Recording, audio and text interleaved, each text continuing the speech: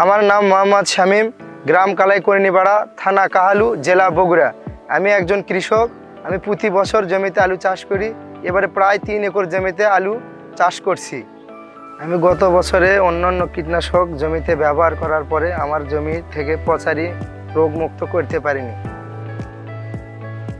সোহেল ভাইয়ের সঙ্গে বাজারে দেখা হয়। সোহেল ভাই পরামর্শ দেয়, এবছরে আপনি বাইরের পণ্য ব্যবহার করুন। কৃষকদের জন্য নতুন ছত্রাকনাশক ভোলারে জমিতে ব্যবহার করি। ভোলারে অন্য কোনো ওষুধের সঙ্গে মিশাতে হয় না, শুধু ভোলারে প্রতি ঢোলে 50 ml করে ওষুধ আমি 4 বারই ব্যবহার করার ফলে আমার জমি অনেক সুন্দর এবং পচারি মুক্ত।